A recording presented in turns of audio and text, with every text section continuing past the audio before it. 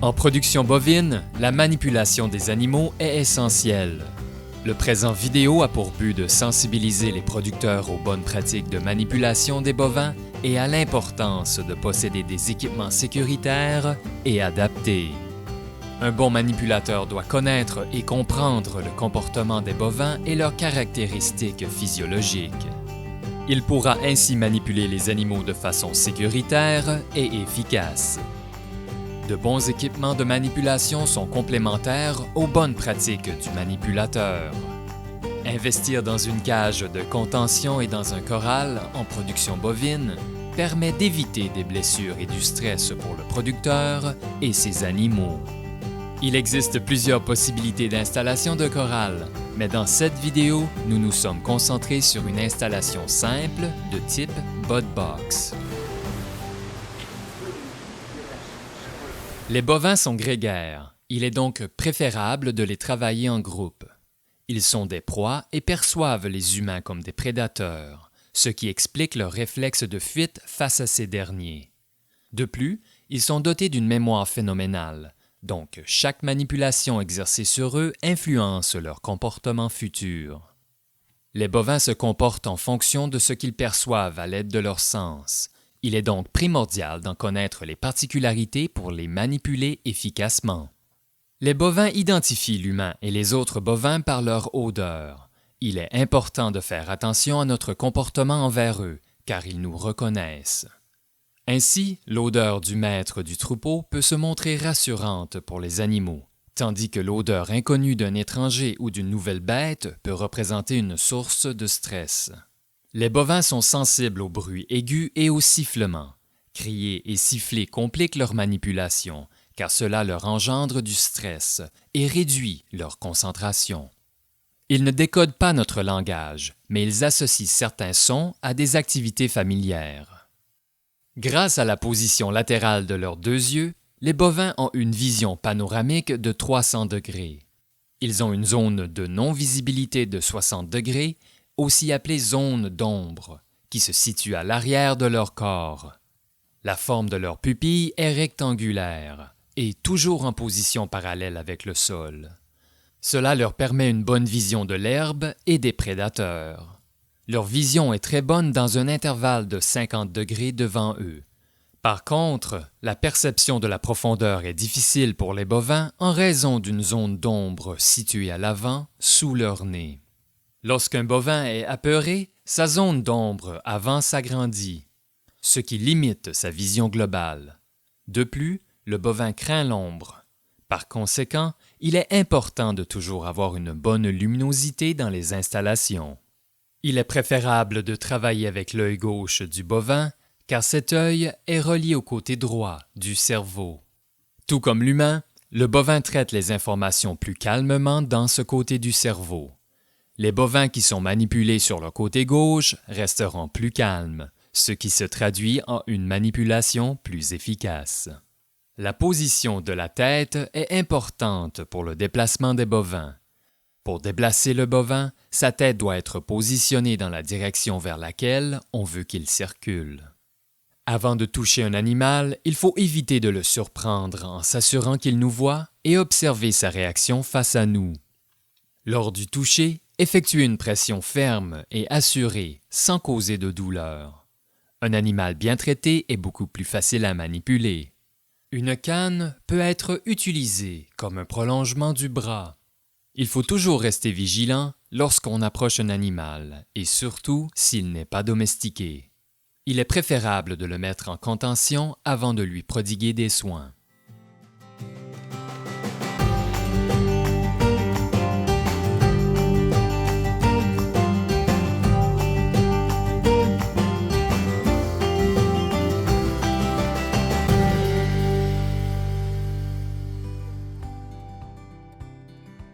Pour moi, être un bon manipulateur, ça comporte plusieurs éléments. Dans les dernières années, on a enrichi le disco grâce à des expériences qu'on a vues, qui ont été pratiquées, des essais qui ont été faits par Temple Grandin, Bud Williams, Lynn Nicatelli, vétérinaire des États-Unis qui est venu ici au Québec, le Dr. Nuffinger. Ça fait en sorte qu'ils ont souligné des points d'intérêt À chaque fois qu'on manipule les animaux, on a du plaisir à le faire. Être un bon manipulateur implique que nous devons être à l'écoute des signaux exprimés par nos bovins et que nous devons travailler de façon réfléchie. Voici 7 éléments à considérer. Être calme et travailler sans stress. Le principal point au point de départ, c'est l'attitude. Il faut avoir une attitude calme et relaxe. Et puis, le point d'intérêt le plus important, c'est focusser avec sa vision, de regarder les actions que les animaux sont prêts à apporter. L'élément le plus important, ce que je dis qu'on manipule les animaux, c'est les yeux de l'opérateur. On le regarde comme il faut, on juge, on essaie d'anticiper les mouvements que les animaux vont faire. Tout ça toujours dans une attitude calme. Chaque contact avec les animaux doit être positif.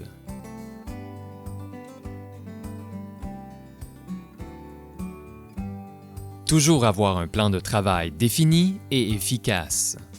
La communication entre les manipulateurs est primordiale et il est important d'établir ensemble le plan de travail avec des indications claires et précises. Bien, souvent, aujourd'hui, on travaille toujours avec des équipes. On a plusieurs personnes. C'est un point bien important, d'un point de vue sécurité et plaisir de travailler, que la tâche de chaque personne soit bien définie. Il y en a un qui va arrêter la cage, l'autre un qui va donner les vaccins. Il faut que les tâches de chacun soient bien définies, parce que pendant les opérations, c'est mal vu de parler, puis c'est encore plus mal vu de se créer, de faire telle action, telle action.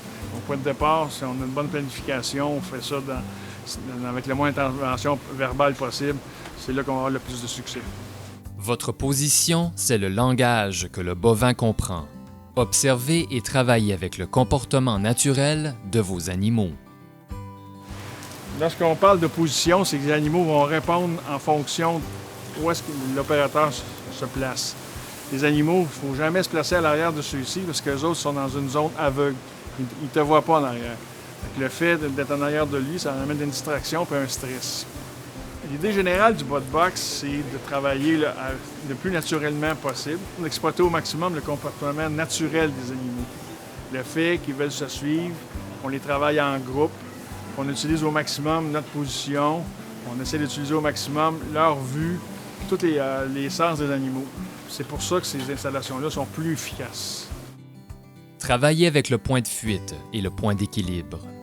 Utilisez la volonté des animaux pour les déplacer naturellement dans une direction. Le point d'équilibre, c'est les animaux, ils ont toujours une place que tu avances vers eux. Là, à un moment donné, tu vas voir, ils vont relever la tête, ils sont prêts à fuir. Fait que lorsque tu arrêtes, tu es rendu au point d'équilibre. Le point de fuite, si tu continues à avancer vers l'animal, là, tu provoques la fuite. En provoquant la fuite, tu t'avances vers l'avant ou vers l'arrière de l'animal. Cette fuite-là va être dirigée. C'est cette fuite-là qu'on utilise lorsqu'on travaille à l'installation à l'intérieur du corral. Les autres, ce sont un animal de proie. Lui, s'il veut survivre, il fuit le plus rapidement possible des prédateurs. Fait que lui, il n'a aucun vocabulaire. Le langage, pour lui, c'est une chose agressante qui provoque la peur. On utilise le moins possible le langage parce que de toute façon, ils ne comprennent pas. Qu'est-ce qu'ils comprennent comme il faut, c'est ta position. Je reviens encore là-dessus. Où est-ce que tu vas te placer, c'est ça qui est dominant pour lui. La pression est stressante pour le bovin. Si ça ne fonctionne pas bien, le relâchement est bénéfique pour l'animal. Laissez le temps aux animaux d'apprivoiser l'environnement. La pression, il faut travailler adéquatement. Il ne faut pas en mettre trop, mais il faut quand même travailler ce qu'il y en est. Sans pression, il n'y a pas de mouvement. On se situe au niveau d'un point d'équilibre. Chaque animal a son propre point d'équilibre. Avec ce point d'équilibre-là, lorsqu'on approche de l'animal, on va voir, il va tenter de fuir. À ce moment-là, on relâche la pression, puis on va, selon la position qu'on apporte à l'avant ou à l'arrière, il va avancer ou il va reculer. Et finalement, moins de mouvements inutiles. Pour augmenter la portée du mouvement, utilisez une canne pour allonger votre bras. Comme on dit, les mouvements qu'on va apporter, ça amène la distraction sur l'animal. Le plus important de tout, c'est où est-ce qu'on se pose. On va se positionner, la façon qu'ils vont nous voir. Fait que si on amène des mouvements, tout ce qu'on va faire, on va semer une confusion sur l'animal. Tandis que si on a une position vraiment calme, au bon endroit pour provoquer soit l'avancement ou le recul de l'animal, c'est mieux de ne pas avoir de mouvement de bras inutile. Le CAN, c'est un outil qui est bénéfique parce que ça surprend les animaux, ça augmente la portée des gens. Mais c'est pas un élément indispensable parce que des fois, ça peut fausser les réactions des animaux, créer chez eux autres une certaine crainte. Fait que, ça dépend comment on va être utilisé. Lorsque c'est bien utilisé, ça augmente notre portée, ça les surprend. Ils vont avoir un meilleur effet de manipulation qu'on va faire.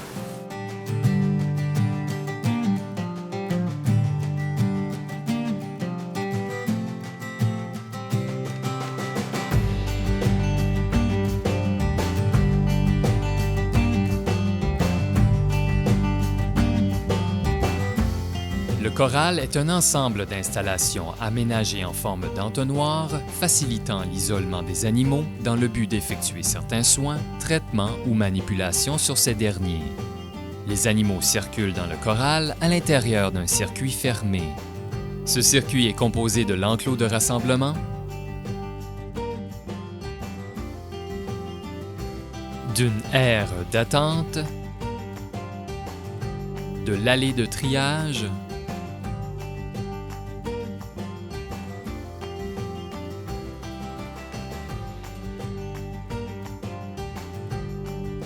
d'un bud box, d'un corridor de contention, d'une cage de contention et des enclos de triage à la sortie. Plus on s'approche de la cage de contention, plus les installations doivent être sécuritaires et solides en raison de l'espace restreint pour l'animal. Il est important de respecter le nombre d'animaux pour lequel le corral a été conçu et d'habituer les animaux à y circuler pour les familiariser avec les installations. La première opération de triage s'effectue dans l'enclos de rassemblement. On détermine les groupes acheminés dans le corral. Une corde tenue par les manipulateurs, simulant la clôture électrique, peut être utilisée pour augmenter l'efficacité de triage. Gardez en tête que les animaux veulent retourner d'où ils viennent, donc il faut être attentif à leur comportement pour prévenir les accidents potentiels. Ensuite, les vaches sélectionnées poursuivent leur chemin dans l'allée de triage, qui sert à diviser le troupeau en petits groupes avant d'entrer dans le bud box. Un bon moyen d'apaiser les bovins les plus nerveux est de les mélanger avec des bovins calmes à cet endroit.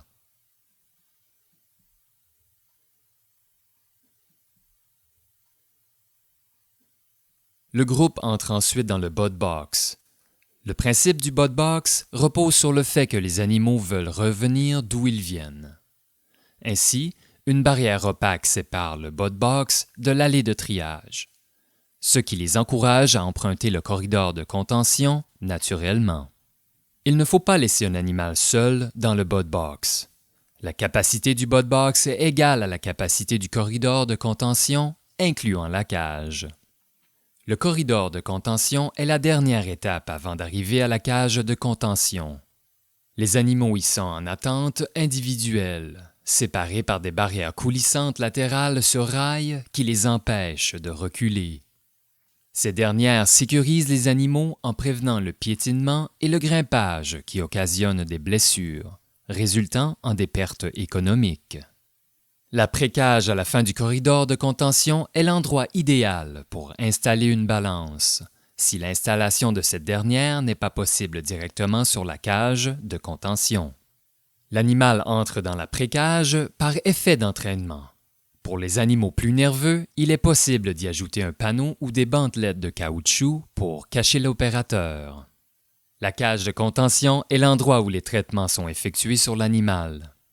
L'espace de palpation se retrouve à l'arrière de la cage de contention.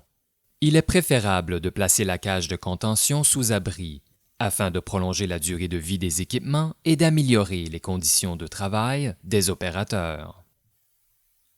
À la sortie de la cage, il faut prévoir des enclos de réception selon les besoins de triage. Par exemple, les enclos de triage permettent de séparer les veaux mâles et les veaux femelles, ou les vaches gestantes et les non gestantes. Une barrière de tri permet d'augmenter la sécurité du manipulateur. Dans les installations, il faut prévoir des passages d'hommes d'une largeur minimale de 18 pouces ou 45 cm. Ces derniers sont placés aux endroits où l'on doit traverser le corral pour éviter de grimper sur les barrières. Il faut également placer là où le manipulateur est vulnérable en présence des animaux, c'est-à-dire entre le bot box et l'allée de triage, pour faciliter l'évacuation du travailleur en cas de danger. On a fait l'installation, nous, de notre corral en 2012. Mais l'idée, c'était de travailler avec les animaux, hein, ça le dit. Et puis, on s'est fié un petit peu, justement, à la littérature, puis les conseils de notre entourage, justement, pour travailler avec le flux normal de l'animal, qui était de retourner d'où ce que l'animal arrivait. Donc, c'est ce qui nous a poussé à construire le corral bot box. On s'en sert, oui, pour nos bouvillons, mais d'autant plus aussi pour nos vaches. Il faut dire qu'on fait la pesée des veaux, qu'est-ce qui est par rapport aux vaches, en fait, tous les tests de gestation, la synchronisation des vaches, l'insémination, les vermifuges, en fait, tout ce genre d'opérations-là se fait dans le corral bot box. Moi, je vois un gros gain au niveau du temps qu'on passe avec les animaux et aux opérations qui sont faites. C'est un énorme gain. Normalement, pour que ça fonctionne rondement et que tout aille bien, on fonctionne avec 3 personnes. Donc, il y a une personne qui est vraiment dans le bot box à apporter les animaux dans le couloir. Il y a une personne qui est au niveau du couloir pour pour faire avancer les animaux. Puis il y a une autre personne qui se situe au niveau de la cage pour faire les différentes interventions. La principale attitude qu'il faut avoir pour manipuler les animaux, il faut être calme. Il n'y a pas d'autre secret. Il ne faut pas parler fort, il ne faut pas crier après les animaux. Il faut être calme. Et ils savent un peu, là, c'est de trouver le meneur. Le meneur se dirige à la bon endroit, puis on fait juste guider la balance du troupeau. Puis le gros point, je dirais aussi, c'est le positionnement de toi-même, en fait. Quand même que tu frapperais un animal ou quoi que ce soit, c'est de la façon où toi, tu es placé par rapport à l'animal, où ce que tu veux le faire diriger, c'est la clé pour que ça aille très, très bien, puis que ça aille beaucoup plus rapide. En gérant des groupes d'animaux, ça nous amène à faire du triage. Alors, s'il y avait des points améliorés, on rajouterait des enclos pour nous aider à mieux trier les animaux, en fait. À la sortie, en fait. À la sortie de la cage. Pour performer, ce serait difficile de se passer de ces installations-là si on souhaite avoir des résultats adéquats en production bovine. Moi, avoir su les avantages que ça a, là, ça ferait quand même quelques années que je n'aurais eu un. Là, quand on est rendu à 90-100 vaches, là, je pense que ça devrait être une priorité. C'est beaucoup plus agréable aussi, là, puis ça permet le partage aussi des tâches. Là, je faisais beaucoup de... C'est moi qui poussais les animaux à l'intérieur de la cage, j'allais en avant pour les traitements. Puis là, aujourd'hui, bien, je peux prendre différentes personnes moins expérimentées, puis qui peuvent opérer les barrières, puis moi, je peux me consacrer sur mes traitements à l'avant. Ma conjointe, elle peut m'aider le plus. Ça fait participer plus de monde, puis moins de monde aussi qu'on a besoin. 2 personnes, ça va, mais l'idéal, c'est au moins 3 personnes. Là, 3 personnes, là tu as une belle efficacité, là, 3 personnes. C'est sûr qu'on essaie d'éviter le plus possible de mêler les vaches avec les veaux. Surtout au mois de juillet, les veaux sont beaucoup plus petits. Fait qu'on essaie d'arriver au bot box avec soit plus de veaux ensemble, puis moins mélangés avec les vaches. Là. Mais ça, il faut préparer ça un petit peu avant d'arriver au bot box, quand on commence à aller chercher des animaux dans les parcs plus loin. Là. C'est sûr que tu prépares ça de quelques jours à l'avance. Là. Moi, c'est sûr que je les amène dans mon parc d'hiver au début. Puis j'alimente un peu moins pour que quand ça va être le temps de la journée, qu'ils aient faim, fait que je fais juste les approcher, je pousse pas, je fais juste les approcher avec du foin, puis ils rentrent dans le corral là, assez facilement. C'est de même que je les attire au corral. La partie où on a le plus d'animaux, c'est souvent sur la fin de l'été, à la sortie des pâturages. Là. On peut rouler entre 50 et 60 vaches-veaux qu'on a déjà été. Puis on a manipulé ça avec ça, puis on fait tous les traitements, là, le vermifuge, les implants. Puis si on a des sevrages, on a les poids au sevrage des vaches, puis le poids au sevrage des veaux. Ça fait qu'on a tout ça, on fait tout ça dans la même journée, c'est une très grosse journée. Le plan de travail est fait dans les journées, avant la journée qu'on manipule. Et puis, regarde, on a des codes de couleurs, on a des notes, puis aussitôt que l'animal arrive à la cage, il faut que ça soit clair, qu'est-ce qu'il y a à faire dessus. Il ne faut pas que ça prenne 3 jours, là, puis On sait tout d'avance, là, c'est tout bien préparé avec un bon plan de travail. Je commence à faire des contrôles de pesée au mois d'avril même, puis on finit par l'utiliser. Mais en plein hiver, on finit nos traitements à l'automne, puis après ça va vraiment à la fin d'avril avant qu'on l'utilise. Là, on n'a plus besoin de l'utiliser comme tel en plein hiver. Là. Avec les périodes de vêlage que j'ai pas à... Durant le printemps, aller jusqu'à l'automne, j'ai tout ce qu'il faut, là, puis c'est là qu'on l'utilise le plus. Donc, nous, on utilise le Coral environ 10 à 12 fois par année pour toutes les différentes interventions qu'on fait avec les animaux.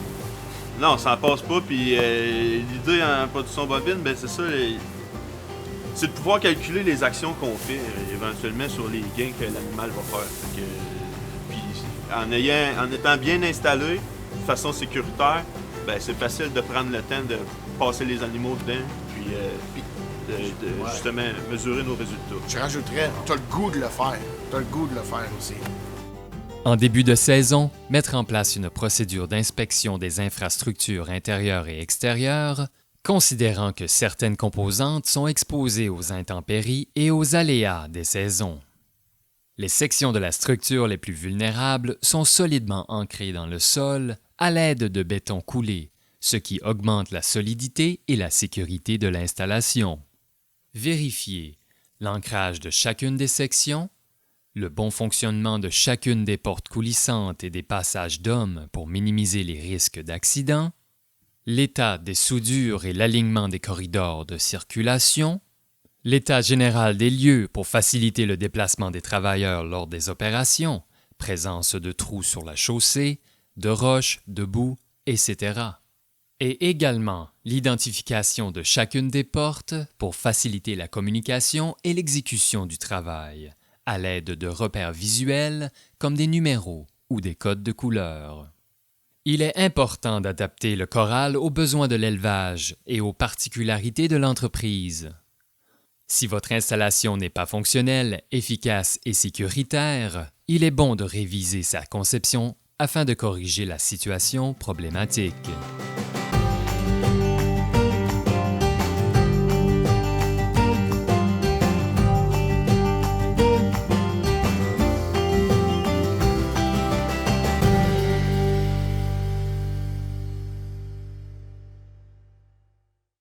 La cage de contention est un outil essentiel en production bovine, car elle permet aux travailleurs d'effectuer plusieurs tâches sans être en contact direct avec les animaux, ce qui réduit les risques d'accident. Plusieurs types de cages sont disponibles au Québec, soit système manuel, soit système hydraulique. Le producteur doit choisir la cage dont les caractéristiques répondent le mieux aux besoins de son entreprise. Par exemple, la robustesse de la cage est déterminée en fonction de la taille des animaux à y contenir. Avant de faire usage de tout équipement en présence d'animaux, s'assurer de lire le guide du fabricant, de suivre attentivement les consignes d'utilisation et de sécurité, d'inspecter chaque composante et d'avoir effectué l'entretien sur une base régulière. Prévoir un système d'éclairage efficace, naturel ou autre, à l'intérieur du bâtiment. Le plancher à l'intérieur du bâtiment devrait être à niveau et antidérapant pour réduire les risques de chute des travailleurs. Prévoir tous les équipements nécessaires à proximité des opérateurs pour optimiser les soins, l'injection des vaccins, le taillage des sabots, etc., de manière efficace et sécuritaire avant le début des opérations. La cage permet la contention d'un animal à la fois. À l'intérieur, un plancher à niveau et antidérapant permet une meilleure stabilité de l'animal. Évitez la présence d'accessoires ou de composantes superflues. Ils risquent de distraire ou de perturber de manière visuelle ou auditive les animaux lors de leur déplacement à travers la structure. De plus, maintenir les travailleurs à l'écart des zones à risque dans le but d'éviter des risques de coincement ou d'écrasement, comme par exemple les portes avant et arrière. Il existe différents mécanismes de fermeture.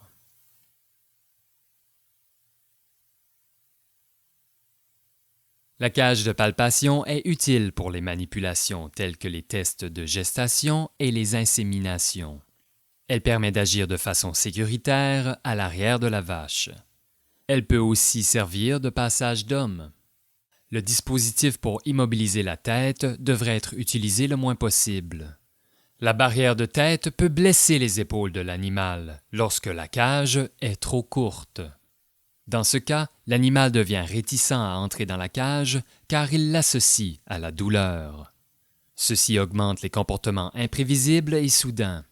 Il est moins stressant pour l'animal de séjourner dans une cage plus longue sans avoir la tête immobilisée. Les côtés ajustables de la cage permettent de contenir l'animal en ajustant la largeur de la cage à sa taille. Ce resserrement a un effet calmant sur le bovin. Les ouvertures à l'avant, sur les côtés et à l'arrière permettent d'accéder à différents endroits du corps du bovin, comme sa tête, son cou ou ses pattes, pour lui administrer des traitements requis. La balance permet de suivre l'évolution du poids du bovin. Lors de l'achat, il faut prévoir les fixations des barres de pesée sous la cage. Toutes les cages possèdent une sortie avant. Il existe différents systèmes d'ouverture avant, automatique, en ciseaux ou complet. Certaines cages sont dotées d'une ouverture sur côté.